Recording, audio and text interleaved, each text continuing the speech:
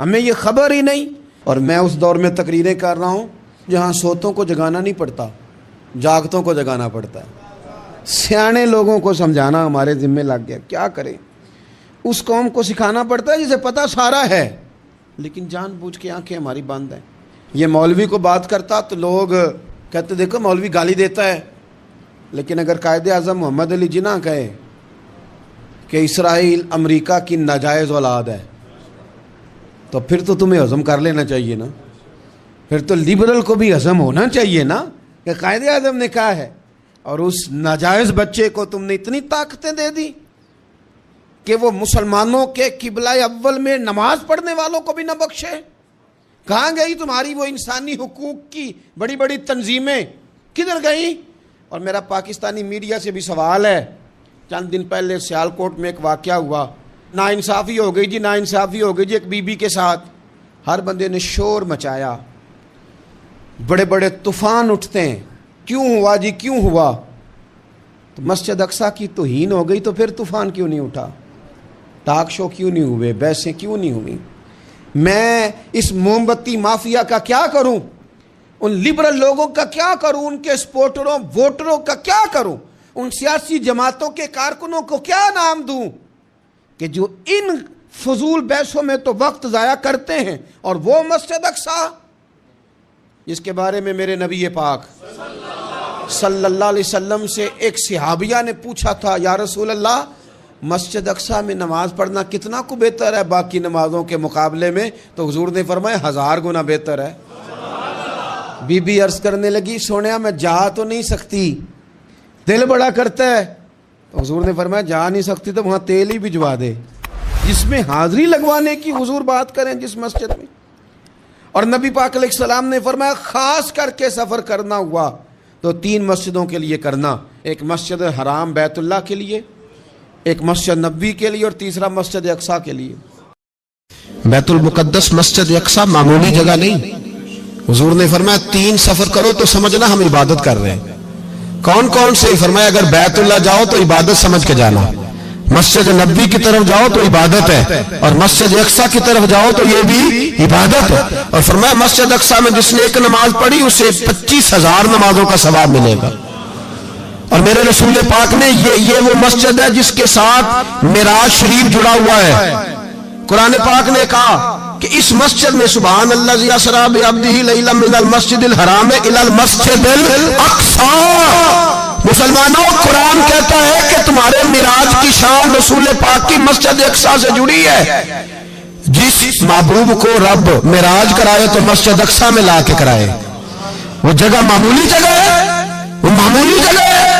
مسجد اقصیٰ نبی پاک نے وہاں نبیوں کی امامت کرائی. 17 مہینے اس مسجد کی طرف منہ کر کے تیرے اور میرے رسول نے نمازیں پڑھی. چھوٹی جگہ ہے اور پوری دنیا کا مسلمان اسے چاہیے شرم سے گڑ جائے. ایک امریکہ کا صدر بول کے کہتا ہے کہ اسرائیل کو اجازت ہے اسے دارالحکومت بنائے، اور مسلمان حکمران بیان دے رہے ہیں ظالموں لٹیروں تم اپنی اپنی سیاستیں چمکانے کے لیے پہلے ایک دوسرے کو گالیاں دیتے ہو، پھر اکٹھے بیٹھ جاتے ہو نمبرنگ کرنے کے لیے. تم دین کے اس مسئلے میں سارے اکٹھے کیوں نہیں بیٹھے؟ سارے پاکستان کے سیاستدانوں کو، علماء اور مشائخ کو چاہیے تھا ایک پیج پہ اکٹھے ہوتے، اکٹھے بیٹھ کے ایک بیان ہی دے دیتے، ایک بات ہی کر دیتے. پھر میرا سلوٹ ہے ترکی کے صدر کو، پھر میرا سلوٹ ہے ترکی کے صدر کو. اس نے بہت عرصہ پہلے کہا تھا مسجد اقصیٰ میری خواب میں آئی تھی اور رو کے کہتی تھی آئے مجھے کوئی صلاح الدین ایوبی کا ماننے والا، کوئی آئے مجھے بچائے. کہتے میری خواب میں آئی تھی اور روتی تھی، کہتی تھی کوئی آئے. اور ایک شاعر نے کہا مسجد اقصیٰ نبی پاک کو بھی بلاتی ہے، کہتی ہے ایک بار پھر طیبہ فلسطین میں آ راستہ دیکھتی ہے، پھر مسجد اقصیٰ تیرا ایک بار پھر سے طیبہ سے فلسطین میں آ راستہ دیکھتی ہے، پھر مسجد اقصیٰ تیرا. کوئی بولا ہے نہیں اتنا مقدس مقام، چھوٹے چھوٹے بیانوں کہیں اکٹھے ہو جاؤ، میں بتاتا ہوں تمہیں مسئلے کا حل کیا ہے. میں بتاتا ہوں 2 کام کرو. ایک کام وہ کرو جو حضرت سلمان فارسی نے کیا تھا. سنو حل سنو مسئلے کا. میں چھوٹا آدمی ہوں پر حل سنو مسئلے کا. زندگی میں ایک کام مسلمان کر لے، جٹ بن کے، بھٹ بن کے، رائی بن کے، پاکستانی، مصری، سعودی بن کے بڑا جی لیا۔ ایک کام وہ کرے جو حضرت سلمان نے کیا تھا۔ جب ایک کافر نے پوچھا آپ کا نام کیا ہے تو فرمایا میرا نام اسلام ہے۔ بولیے سارے میرا نام، کہا تمہارے باپ کا نام، فرمایا اسلام۔ دادا کا نام، کہا اسلام۔ پردادا کا نام، بازو تیرا توحید کی قوت سے کمی ہے، اسلام تیرا دیس ہے تو مصطفی ہے۔ ایک کام وہ کرو جو حضرت سلمان نے کیا تھا۔ کافر جب پوچھے تو کہو ہم سارے اسلام ہیں، ہم سارے کیا ہیں، ہم پہلے مسلمان ہیں، باقی بعد میں کچھ اور چیز۔ دوسرا کام وہ کرو جو حضرت امیر معاویہ نے کیا تھا۔ سن لو یہ حال ہے اس مسئلے کا، سنو۔ حضرت مولا علی شیر خدا رضی اللہ تعالیٰ عنہ اور جناب امیر معاویہ کی جنگ ہو رہی تھی، لڑائیاں ہو رہی تھی، اختلافات تھے، فوجیں بیٹھی تھی۔ حضرت مولا علی اور جناب امیر معاویہ کی جنگ ہو رہی تھی تو روم کے بادشاہ نے، عیسائی بادشاہ نے حضرت علی کو خط لکھا کہ میں تیرے اوپر حملہ کرنے والا ہوں۔ خط لکھا نا حضرت علی کو، تو جواب حضرت امیر معاویہ نے دیا۔ چاہیے تھا نا مولا علی جواب دیتے، حضرت امیر معاویہ بولے اور بول کے کہنے لگے اور روم کے کتے، ہم گھر میں جتنا مرضی لڑے، یہ نہ سمجھنا تو علی پہ حملہ کرے گا تو میں تماشا دیکھوں گا۔ فرمایا تو علی پہ حملہ کر تو صحیح، علی سپہ سالار ہوگا اور امیر معاویہ اس کا سپاہی ہوگا۔ گھر میں جتنا مرضی لڑے پر رسول اللہ کے نام پہ ہم اکٹھے ہو جایا کرتے، یہ رسول اللہ کا دین ہے، اس پہ ہم اکٹھے ہیں، یکجان ہیں۔ فرمایا علی سپہ سالار ہوگا اور امیر معاویہ سپاہی ہوگا، اکٹھے نکلیں گے اور کفر کو بتائیں گے کہ اگر تم مسلمانوں کی طرف دیکھو گے پھر ہم یکجان ہیں، پھر ہم بولیے پھر ہم گنبد خضرا کے سائے تلے ایک ہیں، ایک ہیں، ایک تھے اور ایک رہیں گے۔ اس لیے یہ دو کام اگر مسلمان کرے، دو کام، ٹھیک ہے اختلاف ہو گئے، بڑا کچھ ہو گیا، لیکن ان سے کہیں کہ جب تم آؤ گے تو پھر ہمیں علیحدہ علیحدہ نہیں پاؤ گے، پھر ہمیں تم اکٹھے پاؤ گے، اکٹھے میدان میں نکلیں گے۔ اور کوئی اتنی لمبی چوڑی بات نہیں، میں کیا کروں، میرا تو آئیڈیل بنتا جا رہا ہے طیب اردگان۔ عجیب بات ہے نا کہ اس کے پاس ایٹمی طاقت آپ سے کمزور ہے، آپ کی تگڑی ہے، اس کے پاس جو فوجی طاقتیں ہیں وہ اپنی جگہ پر، آپ کی فوجی طاقتوں کا لوہا مانتی ہے دنیا، لیکن پھر مجھے کہنے دو نا، میدان میں بندہ ایٹمی طاقت سے نہیں لڑتا، ایمان کی قوت سے لڑتا ہے۔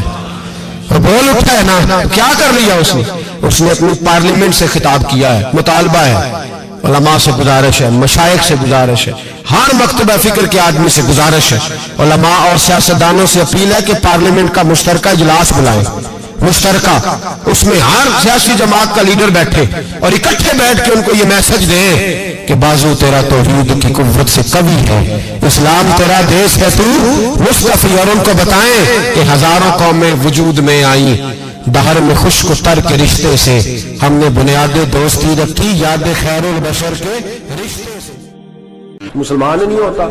صلاح الدین ایوبی اپنے خیمے میں بیٹھے ہیں تو ایک بی بی آ گئی، اس قبیلے کا کوئی شخص مسلمان نہیں ہوتا، بی بی آئی، آگے کہنے لگی میرے 4 بیٹے جنگ میں کھو گئے، چھوٹے چھوٹے بچے جنگ میں کھو گئے، مل نہیں رہے، فوجیوں کو حکم دے مجھے میرے بچے تلاش کر کے دیں۔ صلاح الدین ایوبی نے جھٹ پٹ سر پہ امامہ باندھا، نیزہ پکڑا، سینے بند باندھا، اپنے جبے کو سمیٹا اور باہر کہنے لگی تو کدھر جا رہا ہے؟ کہنے لگا میں خود تیرے بچے تلاش کر کے دوں گا۔ صلاح الدین چند سپاہی ساتھ گلی گلی نکلے، گلی گلی فجر کے نکلے، اثر ہو گئی، تھک گئے، 2 نمازیں صحرا میں پڑھی، جنگل کے اندر پہنچے تو ایک کونے میں 4 بچے ایک جگہ ڈرے اور سہمے ہوئے بیٹھے ملے۔ صلاح الدین ایوبی اٹھا کے لائے، ماں کو کہنے لگے تیرے بچے ہیں، نکلا اس لیے تھا کہ میرے نبی نے فرمایا بچے جدا ہوں تو ماں کو درد بڑا ہوتا ہے، اور میرے رسول نے فرمایا تھا جب جنگ کرنے جاؤ تو کھیت برباد نہ کرنا، فصلیں تباہ نہ کرنا، بچوں کو ماں سے جدا نہ کرنا۔ فرمایا میں سوچ رہا تھا تیرے بچے کہیں میری وجہ سے جدا ہو گئے تو مصطفیٰ کو جواب کیا دینا؟ فرمایا تیرے بچے ڈھونڈ کے لایا ہوں۔ بچے ماں کے پاس آنے لگے تو ماں نے بڑے بیٹے کے منہ پہ تھپڑ مارا، کہتا اماں کیا ہوا؟ کہنے لگے تو نے سنا نہیں کہ دشمن کے بچوں کی اتنی حفاظت کرتا ہے، میرے پاس نہ جا، اس کے قدموں میں بیٹھ جا، جس نبی کے غلام اتنے سچے ہیں وہ نبی کتنا سچا ہوگا۔ بنو قریظہ اور بنو نذیر 2 محلے تھے یہودیوں کے، یہودیوں نے بڑی عہد شکنی کی تو نبی پاک صلی اللہ علیہ وسلم نے ان کو بے دخل کر دیا، مدینے سے نکال دیا مدینہ منورہ سے۔ یہودی نکل گئے مدینہ طیبہ سے، تو جب وہ نکل کے جا رہے تھے تو ان کے مکان، ان کے باغ، ان کی جائیدادیں بچ گئیں۔ نبی پاک علیہ السلام نے انصار مدینہ کو پہلے بلایا، جاگ رہے ہیں نا آپ لوگ؟ پیسے آتے کسی کو برے لگتے ہیں؟ اب تو یہ بھی حلال حرام کی تمیز بھی اٹھتی جا رہی ہے۔ جائیداد، باغ، مال، علاقہ خالی ہوا ہے، وہ چلے گئے اور لوگ تو ڈھونڈتے پھرتے ہیں۔ اللہ خیر فرمائے، شاملہ ہر جگہ ملتی نہیں اب شہروں میں، وہ کس کس نے نام کرا لیا، کدھر گئی ہے کوئی خبر ہی نہیں، خالی جگہ پڑی ہے۔ میرے نبی پاک علیہ السلام نے پہلے انصار مدینہ کو بلایا۔ حضور نے فرمایا، انصاریوں، بہت بڑی جائیدادیں یہودیوں کی، بنو نذیر اور بنو قریظہ محلے خالی ہو گئے، میرا دل کرتا ہے وہ تمہیں دے دوں، اس لیے کہ تم نے اپنے مہاجر بھائیوں کے ساتھ بڑا تعاون کیا، جائیدادیں تم نے دے دی ہیں، مکانات دے دیے ہیں، بڑا کچھ تم نے دیا ہے، میرا دل کرتا ہے وہ تمہارے نام کر دوں۔ تو انصار مدینہ کیا کہنے لگے یا رسول اللہ، دے تو ہم نے دیا ہے پر وہ بیچارے جھچکتے ہی رہتے ہیں، وہ جھچکتے ہی رہتے ہیں، کھول کے ہماری چیزیں استعمال نہیں کرتے۔ تو حضور ہم تو پہلے ہی انصار ہیں، ہمارے پاس بڑا کچھ ہے، آپ مہربانی فرمائیں وہ سارا کچھ مہاجروں کو دے دے مہاجرین کو، ہمیں نہیں چاہیے۔ اب چلے گئے بات کر کے، میرے حبیب پاک نے مہاجروں کو بلا لیا، فرمایا بنو نذیر اور بنو قریظہ قبیلے کی جائیدادیں آئی ہیں، تمہارے پاس بظاہر جو چیزیں ہیں بھی وہ بھی انصار مدینہ کی ہیں، تو میرا یہ خیال ہے کہ وہ سارا کچھ تمہیں دے دیا جائے۔ ابو بکر صدیق رضی اللہ تعالیٰ عنہ کہنے لگے یا رسول اللہ صلی اللہ علیہ وسلم، ہمارے انصار بھائیوں نے ہمارے لیے دل تک کھول دیے ہیں، حضور انہوں نے ہر چیز بانٹ کے ہمارے سامنے رکھ دی ہے، ہم اتنے خرد غرض ہیں کہ سارا کچھ لپیٹ جائیں۔ کہا حضور ہمارے پاس جو مکان ہے وہ ہے، ہم کاروبار کر رہے ہیں، تجارتیں کر رہے ہیں، مزدوریاں کر رہے ہیں، ہم انشاءاللہ اور بنا دیں گے، آپ یہ ہماری طرف سے ہمارے انصار بھائیوں کو گفٹ کر دیں، آپ انہیں دے دیں۔ میرے حبیب کی آنکھوں میں آنسو آ گئے، میرے نبی پاک علیہ السلام رو پڑے، یا رسول اللہ آپ کیوں روتے ہیں؟ فرمایا تمہارا یہ بھائی چارہ قائم رہا تو اللہ اسلام کو بڑی قوتیں عطا فرمائے گا، اللہ طاقتیں دے گا اسلام کو، اگر تمہارا یہ رنگ قائم رہا، یہ انداز، میرے غلاموں تمہارے یہ طور طریقے، ایک بھائی کہتا ہے دوسرے کو، دوسرا کہتا ہے تیسرے کو۔ مسلمانوں کی نا ایک تعداد لڑتے لڑتے لڑتے لڑتے دور چلے گئی، تاتاریوں نے قید کر لیا، 4 مسلمان تھے، تبلیغ کرنے گئے، جنگ کرنے گئے، جہاد کرتے کرتے کافروں سے لڑتے لڑتے تاتاری قوم میں چلے گئے، وہاں قید کر لیے گئے تو سزائے موت کا حکم ہوا، 4 بزرگ تھے، سزائے موت کا حکم ہوا تو تاتاری بادشاہ جو تھا وہ بڑا خلاف تھا، بڑا سخت مخالف تھا مسلمانوں کے، اس نے کہا کہ ان کو جب پھانسی دینا نا مسلمانوں کو تو میرے سامنے دینا۔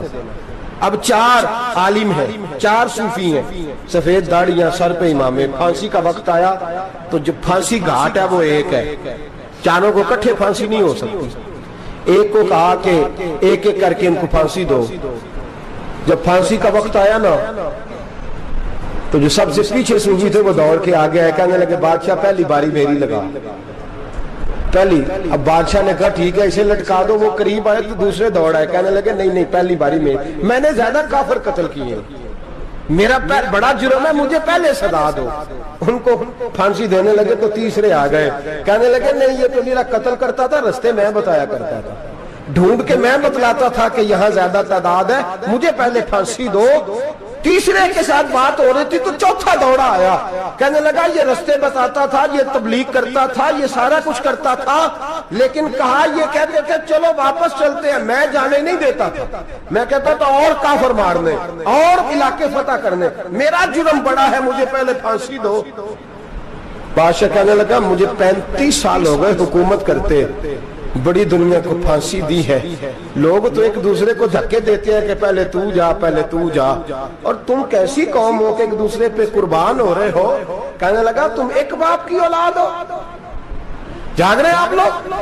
تاتاری بادشاہ، کافر بادشاہ، اسلام کی مخالفت کرتے ہیں، ایک باپ کی اولاد ہو کا نہیں، ایک قبیلے کے رہنے والے ہو کا نہیں، ایک ملک کے رہنے والے ہو نہیں۔ اس نے کہا رشتہ کیا ہے تمہارا، رشتہ کیا ہے؟ تو بول کے کہنے لگے خدا ایک ہے، نبی ایک ہے، خدا ایک ہے اور نبی منفعت ایک ہے اس قوم کی، نقصان بھی ایک ہی سب کا نبی، اللہ بھی قرآن بھی ایک، کیا ہی اچھا تھا ہوتے اگر مسلمان بھی ایک، یوں تو سید بھی ہو، مرزا بھی ہو، افغان بھی ہو، تم سبھی کچھ ہو، بتاؤ کہ مسلمان بھی ہو۔ فرمایا ہمارا اللہ ایک ہے، نبی ایک ہے، تو کہا پھر ایک دوسرے پہ جان کیوں دیتے ہو؟ فرمایا ہمارے نبی نے ہمیں بھائی بھائی بنا دیا ہے، بھائی کا دل نہیں کرتا اس کی آنکھوں کے سامنے بھائی چلا جائے، ہمارا دل نہیں کرتا پہلے مجھے دے پہلے مجھے دے۔ بادشاہ کہنے لگا تمہارا جذبہ مجھے متاثر کر گیا، جاؤ میں تم چاروں کو آزاد کرتا ہوں، تمہیں آزاد کرتا ہوں۔ میرے دوستو یہ رنگ تھا، دیکھیں نا، یہ اس دھرتی نے نظام دیکھا ہے نا، اس فلک نے پہلی بار دیکھا، اس زمین نے پہلی بار، اور میرے حضرت صاحب فرمایا کرتے تھے زمین تڑپ کے روئی، اس نے پہلی دفعہ دیکھا۔ احد کا میدان ہے، 3 صحابہ تپتی ہوئی زمین پہ زخموں سے چور چور پڑے ہیں۔ حضرت انس بن نضر رضی اللہ تعالیٰ عنہ پانی کا پیالہ لے کے پہنچے، ایک زخمی سے کہا تجھے پانی پلانا ہے، تو کہنے لگا میرے زخم تھوڑے ہیں، وہ جو ساتھ پڑا اس کے زخم گہرے ہیں، پہلے اسے پانی پلا دے، جا اسے دے دے۔ اس کے پاس پہنچے تو وہ کہنے لگا وہ مجھ سے پہلے گرا تھا، اس کا زخم زیادہ گہرا ہے، اسے پانی پلا۔ تیسرے کے پاس گئے تو کہنے لگا چوتھا تڑپ زیادہ رہا ہے، اس کی عمر زیادہ ہے، میں تو جوان ہوں برداشت کر لوں، بڑھاپے کی وجہ سے نڈھال ہو گیا، پہلے اسے پانی پلا۔ چوتھا کہنے لگا 5ویں کے پاس جا، 5واں کہنے لگا 6 کے پاس جا۔ حضرت انس بن نضر کہتے میں رو پڑا، میں نے کہا محمد کے غلاموں، رسول نے تمہیں کیسا جذبہ دے دیا ہے، زبانیں پیاس سے باہر ہے لیکن تمہاری اخوت مرتے دم تک قائم ہے۔ کہتے میں 7ویں کے پاس گیا تو کہنے لگا اگر 6 قربانی دے سکتے ہیں تو مجھے خود غرض نہ سمجھ، میں نے نہیں پانی پینا، جا پہلے کے پاس لے جا۔ کہتے میں پہلے کے پاس آیا تو روح پرواز کر گئی، دوسرے کے پاس آیا تو روح پرواز کر گئی، میں 7ویں تک آیا تو انتقال کر گئے۔ کہتے ہیں پانی کا پیالہ میں نے اٹھایا اور میں نے زمین پہ رکھا تو میں نے کہا پانی گوا رہنا، محمد کے غلام مر تو جاتے ہیں پر ایک دوسرے کا خیال بڑا رکھا کرتے ہیں، گوا رہنا یہ مر جایا کرتے لیکن ایک دوسرے کا درد۔ میرے دوستو لٹا ہوا برما، روتے ہوئے مسلمان، سسکیاں اور آہیں لیتی ہوئی مائیں پوچھتی ہیں اے خاصا اے خاصان رسول، وقت دعا ہے، امت پہ تیری آ کے عجب وقت پڑا ہے، وہ دین جو بڑی شان سے نکلا تھا وطن سے، پردیس میں وہ دین آج غریب الغربا ہے، فریاد ہے اے کشتی امت کے نگہباں، بیڑا یہ تباہی کے قریب آن لگا ہے۔ اور کیا خوبصورت جملے کہے تھے کہ نبی پاک صلی اللہ علیہ وسلم نے، حضور نے فرمایا تھا میرا مومن ایک جان کی طرح ہوتا ہے، ایک جان کی طرح ہوتا ہے، ایک کو تکلیف ہو جسم کے ایک حصے کو سارا حصہ پریشان ہوتا ہے۔ فرمایا یہ ایک مکان کی طرح ہے، ایک اینٹ دوسری اینٹ کو مضبوط کرتی ہے۔ فرمایا یہ مضبوط لوگ ہیں، یہ مضبوط لوگ۔ حضرت عمر فاروق کا زمانہ ہے، ایک آدمی نے سیری بھیج دی ایک گھر میں بطور تحفہ، قحط کا زمانہ تھا، گوشت ملتا نہیں تھا، جانور، ایک آدمی نے سیری بھیج دی ایک آدمی کے گھر میں۔ اس نے کیا کیا؟ اس نے اپنی بیوی سے کہا ہماری تو خیر ہے، ساتھ والا پڑوسی زیادہ غریب ہے، ادھر نہ بھیج دے، یہاں گندم امیر شہر کی ہوتی رہی خراب اور بچی کسی فقیر کی فاقوں سے مر گئی، کہا ساتھ والے پڑوسی کے گھر سے میں کئی دنوں سے بھوک کی آوازیں، وہاں بھیج دے۔ اس کے گھر گئی تو اس کی بیوی شوہر کو مشورہ دیتی ہے، کہتی ہے میرے بچے تو دلیر ہے، ساتھ والے کے چھوٹے ہیں، وہ گزارا نہیں، ادھر نہ بھیج دیں۔ ادھر گئی، ایک روایت ہے 7 گھر، ایک روایت ہے 21 گھر، 21 گھروں میں گھومتی ہوئی وہ سری پھر پہلے کے گھر میں آ گئی، اور پہلا صحابی کہنے لگا صرف تو نے محمد کا کلمہ نہیں پڑھا، باقی 20 نے بھی پڑھا ہوا ہے، صرف تو نے ہی رسول اللہ سے یہ درس نہیں لیا، باقیوں نے بھی لیا ہے، اور صرف تیرے اندر ہی جذبہ اظہار نہیں، تو ہی صرف مسلمانوں سے پیار نہیں کرتی، سارے ہی پیار کرتے ہیں۔ وہ سری پھر آ گئی، اب کیا کرنا ہے؟ اب کیا کرنا ہے؟ تو امام نبوی نے لکھا ہے، وہ کہنے لگی کرنا کیا ہے؟ پکاؤں گی میں اور کھائیں گے 21 گھر، پھر بھی اکیلے نہیں کھائیں گے، پکاؤں گی میں اور کھائیں گے 21 گھروں کے مطابق شوربہ پکا، اور پھر برتن میں ڈال کے وہ بی بی ایک گھر کا دروازہ کھٹکھٹاتی ہے، کہتی ہے مصطفیٰ کے غلاموں نکلو باہر اور کھاؤ، اس لیے کہ جس نبی نے مجھے پیار کا حکم دیا اسی نے تمہیں بھی پیار کرنا سکھایا ہے، یہ رنگ چشم فلک نے سکھایا ہے۔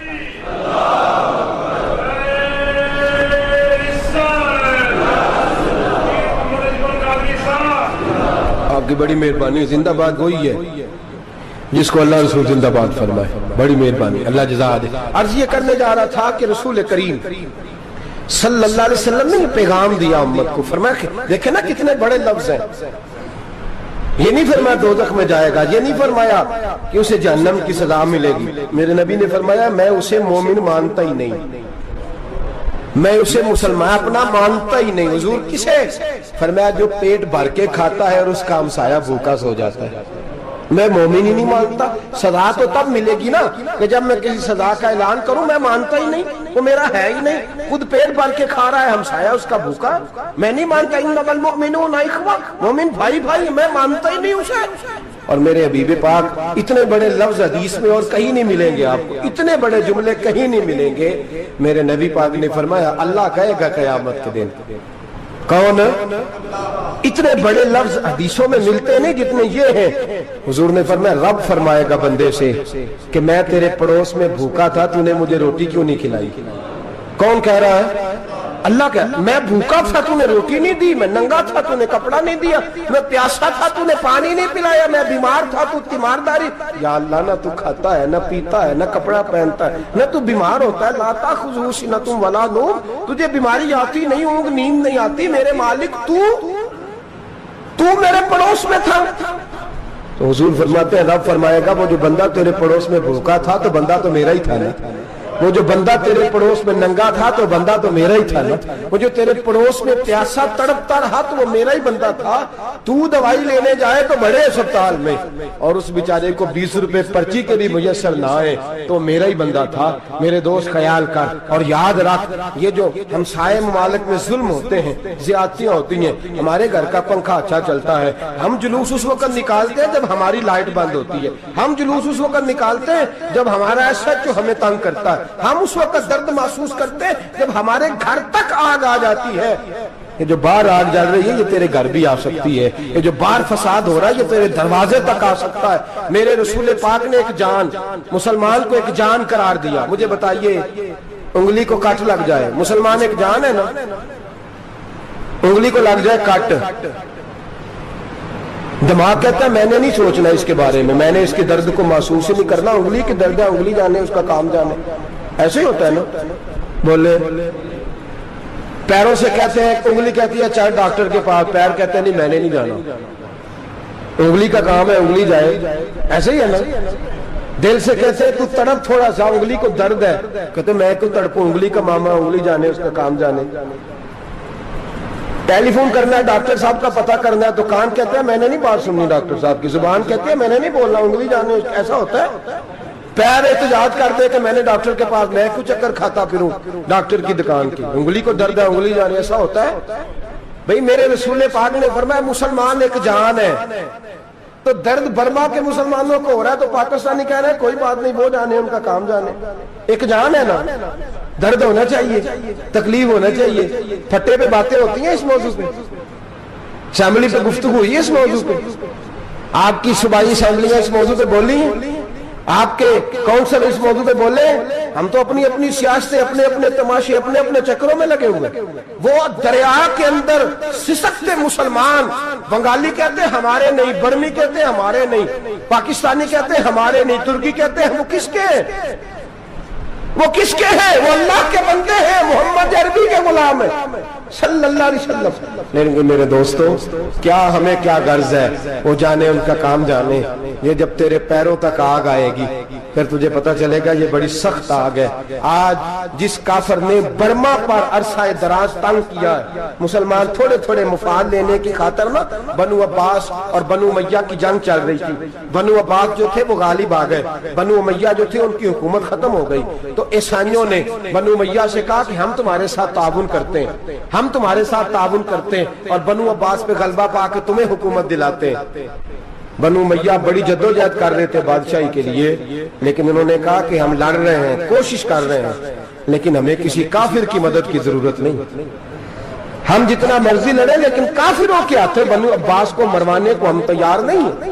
میں خبردار تمہارا آپس کا معاملہ ہے, ہم خود نمٹ لیں گے, تمہیں اجازت نہیں دیتے, تم اندر کودو اور کود کر کے تم فسادات پیدا کرو اور مسلمانوں کے اندر تقسیم کرو. میرے دوستو, مسلمان کو سوچنا چاہیے, سوچ بڑی رکھنی چاہیے.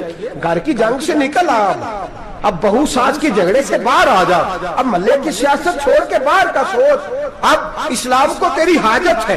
اب پوری دنیا جب مسلمان کو دیکھے نا, فیس بک یوز ہوتی ہے, اس پہ نوجوان جب اسلام کی بات کرنے لگے گا, اس پر جب بڑا اسلام کی بات کرنے لگے گا, پوری دنیا میں پیغام جائے گا کہ مسلمان اب جاگنے لگا ہے, مسلم خوابیدہ بیدار ہونے لگا ہے, اب اس کی آنکھیں کھلنے لگی ہیں, اب یہ اپنے مذہب کی بات کرتا ہے, اب یہ اپنے ملک سے, صوبے سے, برادری سے نکل کر بولتا ہے. اب یہ کہتا ہے کہ بازو تیرا توحید کی قوت سے قوی ہے, اسلام تیرا دیش ہے, تو مصطفی ہے. اب یہ بڑی سوچ رکھتا ہے, اب یہ عالمی بات کرتا ہے. میرے دوستو, ہمارا تو حال یہ ہے, امام اعظم ابو حنیفہ کا فتویٰ ہے, آپ فرماتے ہیں جو مولوی عالمی حالات سے باخبر نہ ہو وہ جمعے کی تقریر نہ کرے, وہ مسلمانوں کی رہنمائی نہیں کر سکتا. عالمی حالات سے جو خبردار نہ ہو, تو جس کو چھٹی ہو جائے, تو نے ختم نہیں پڑھا, دوڑ جا مسجد سے, تو ختم نہیں پڑھتا, ہمارے تجھے پتہ ہی نہیں تو کہاں رہتا ہے, بھاگ جا. وہ عالمی حالات پہ بات کرے گا, کیونکہ بیچارے کو تو پتا میری سویرے چھٹی ہو جانی. سیاست کا لفظ چھیڑا نہیں تو میں گیا نہیں.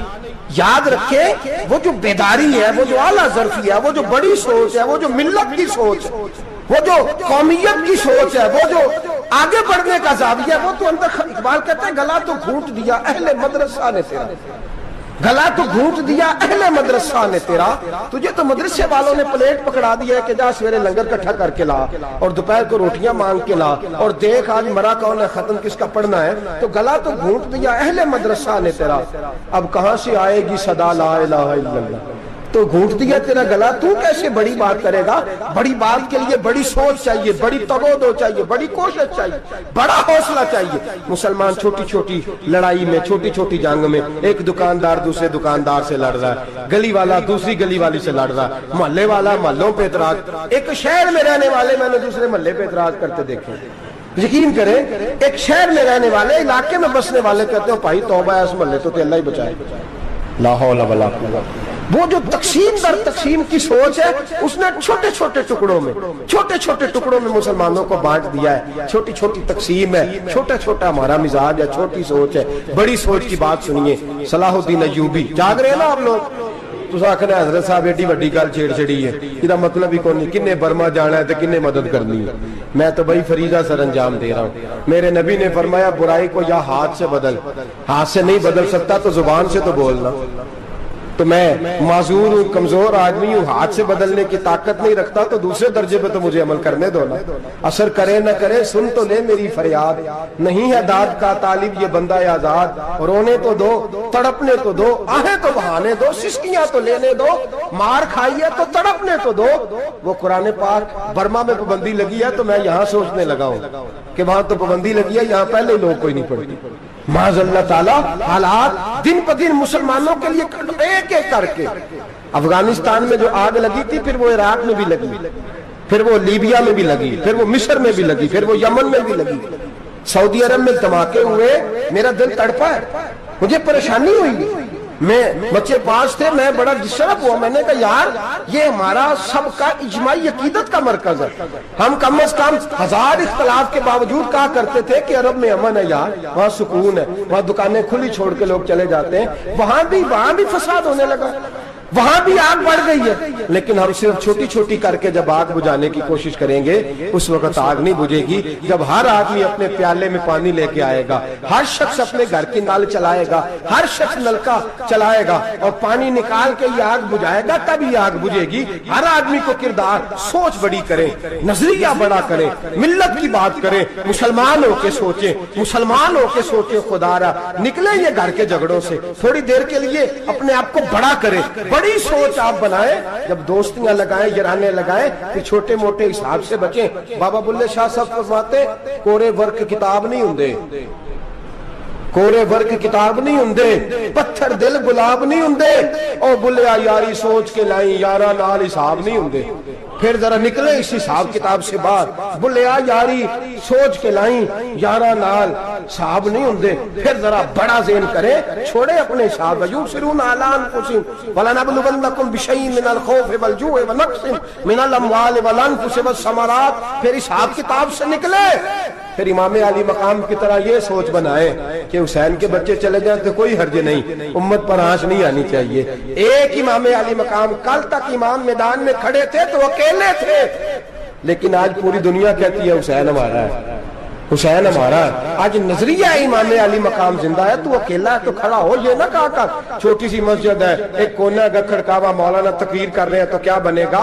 एक आवाज कहीं से गूंजा करती है, फिर उसमें तासीर मेरा अल्लाह पैदा फरमा दिया करता है, फिर उसके अंदर कुव्वत मेरा रब पैदा फरमा दिया करता है, फिर अल्लाह उसमें तासीर पैदा करके चार दांग आलम में फैला दिया करता है। सलाहुद्दीन अय्यूबी, मुसलमानों पे जुल्म हुआ, फलस्तीन में आग लगी और पूरे फलस्तीन की गलियां खून से भर गई।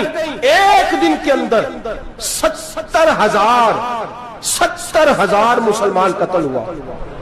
घोड़ों से सड़कों पे चला नहीं जाता था, घोड़े फिसलते थे, इतना खून था। और कच्ची सड़कें थी, इतना खून था। पहले कच्ची जमीन ने खून पिया, फिर खून उससे बाहर आया, फिर भी इतना 70,000 आदमी कत्ल हुआ। सलाहुद्दीन अय्यूबी कौन थे? मेरे गौसे आजम जिलानी के मदरसे के तालिब इल्म थे। जामिया निजामिया मदरसा, ये मदरसे हैं जिन्होंने दीन के मुजाहिद पैदा किए, मदारस है जिन्होंने दीन के मुजाहिद पैदा करके पूरी दुनिया के अंदर फैलाए हैं। मदारस के अंदर दहशत गर्दी आई, मैं इख्तलाफ नहीं करता, लेकिन अभी भी मदरसे हैं जिन मदरसों से रसूलुल्लाह के दीन का सच्चा दरस दिया जाता है, अमन प्यार और मोहब्बत की फिजा को आम किया जाता है वो मदारस। और इंशाअल्लाह क़यामत की सुबह तक वो मदरसे कायम रहेंगे। सलाहुद्दीन अय्यूबी मदरसे के तालिब इल्म है, मदरसे का, लेकिन मदरसा उसका था जो साथ दरवेश भी था, जो साथ अल्लाह रसूल के अहकामात मोहब्बत के साथ फैलाने वाले गौसे आजम जिलानी का मदरसा था। उस मदरसे का पढ़ने वाला तालिब इल्म, देखे ना, इल्म दीन शहीद कौन था? नाते पढ़ने वाला था ना, खत्म दिलाने वाला था। आमर चीमा शहीद कौन था? नाते पढ़ने वाला था ना। ये नाते वो चीज होती है जो दिलों के अंदर असर पैदा कर देती है, जो नबी पाक की मोहब्बत को परवान चढ़ाती है, और यही चिराग जलेगा तो रोशनी होगी। सलाहुद्दीन अय्यूबी अकेला अपने दोस्तों से कहने लगा मुसलमानों की मदद, चंद सालों में निकलो मदद करें। उन्होंने कहा तेरे निकलने से क्या होगा? कहने लगा मैंने नहीं निकलना, मेरे अल्लाह ने मेरी मदद करनी है, मेरे अल्लाह ने मेरी उठ बांध कमर, क्या डरता है, फिर देख खुदा क्या करता है। और मैं मुझे निकलने दे, अल्लाह मेरी मदद करेगा। थोड़ा थोड़ा करके फौज जमा की, कोशिश की। चंद सालों के बाद उसी जगह जहां मुसलमानों का खून बहा था, अल्लाह ने इस्लाम का झंडा फिर से बुलंद कर दिया। सलाहुद्दीन अय्यूबी फातेह बन के मस्जिद अक्सा के दरवाजे पे खड़ा है। चंद साल गुजरे, ईसाइयों का अपना वो जुल्म अभी याद है, और ईसाई सारे लीडर कहते हैं तैयारी कर लो, अब हमारे बच्चे काटे जाएंगे, औरतें बेवा होंगी, गर्दनें कटेंगी। अब देखना जितना खून हमने बहाया था मुसलमान उससे दुगना बहाएंगे। सलाहुद्दीन अय्यूबी घोड़े पे खड़े हैं और पूछते हैं, ओ ईसाइयों बताओ तुम्हारे साथ क्या करूं? गर्दनें झुक गईं, जवाब कोई भी नहीं। कहा तुमने 70,000 मुसलमान एक दिन में मारा था, बोलो तुम्हारे साथ क्या करूं? तुमने एक दिन में मुसलमान यूं काटे जैसे गाजर मूली काटी जाती है, बोलो क्या करूं? ईसाई कहने लगे हमें अपने जुल्म याद है, तशद्दुद याद है, बर्बरियत याद है, तू बेहतर जानता है तूने क्या करना है। सलाहुद्दीन अय्यूबी घोड़े पे फातेह खड़ा है, आंखों में आंसू आए, तड़प के रोया। कहने लगा मैं तुम्हारे साथ वही सलूक करूंगा जो मेरे मुस्तफा ने कुरैश मक्का के साथ फरमाया था, ला तसरिब अलैक, जाओ तुम पर कोई ज़ियादती, जाओ तुम आजाद हो। उसने कहा तू कर क्या रहा है? कहने लगा मैं क्या करूं, मैं उस मोहम्मद का मानने वाला हूं जिसने माफ करना सिखाया है सल्लल्लाहु अलैहि वसल्लम। मेरे पैरों में जंजीर है रसूलुल्लाह की गुलामी की, जाओ तुम आजाद हो। उसने कहा तुम आजाद हो। लोगों ने कलमा पढ़ना शुरू कर दिया, अशहदु अल्ला इलाहा इल्लल्लाह व अशहदु अन्ना मुहम्मदन अब्दुहु। सारे कबीले के कुछ ना कुछ लोग मुसलमान, एक कबीला रह गया मुसलमान नहीं होता। सलाहुद्दीन अय्यूबी अपने खैमे में बैठे हैं तो एक बीबी आ गई, उस कबीले का कोई शख्स मुसलमान नहीं होता। बीबी आई, आगे कहने लगी मेरे 4 बेटे जंग में खो गए, छोटे छोटे बच्चे, जंग में खो गया मिल नहीं रहे, फौजियों को हुक्म दे मुझे मेरे बच्चे तलाश करके दें। सलाहुद्दीन अय्यूबी ने झटपट सर पे इमामा बांधा, नेजा पकड़ा, सीने बंद बांधा, अपने जुब्बे को समेटा और बाहर कहने लगी तू किधर जा रहा है? कहने लगा मैं खुद तेरे बच्चे तलाश करके दूंगा। सलाहुद्दीन चंद सिपाही साथ गली गली निकले, गली गली फजर के निकले, असर हो गई, थक गए, 2 नमाजें सहरा में पड़ी, जंगल के अंदर पहुंचे तो एक कोने में 4 बच्चे एक जगह डरे और सहमे हुए बैठे मिले। सलाहुद्दीन अय्यूबी उठा के लाए, माँ को कहने लगे तेरे बच्चे हैं। निकला इसलिए था कि मेरे नबी ने फरमाया बच्चे जुदा हो तो माँ को दर्द बड़ा होता है, और मेरे रसूल ने फरमाया था जब जंग करने जाओ तो खेत बर्बाद ना करना, फसलें तबाह ना करना, बच्चों को माँ से जुदा ना करना। फरमाया मैं सोच रहा था तेरे बच्चे कहीं मेरी वजह से जुदा हो गए तो मुस्तफा को जवाब क्या देना। फरमाया तेरे बच्चे ढूंढ के लाया हूँ। बच्चे माँ के पास आने लगे तो माँ ने बड़े बेटे के मुंह पे थप्पड़ मारा। कहता अम्मा क्या हुआ? कहने लगे तूने सुना नहीं कि दुश्मन के बच्चों की इतनी हिफाजत करता, मेरे पास ना जाओ, उसके कदमों में बैठ जा।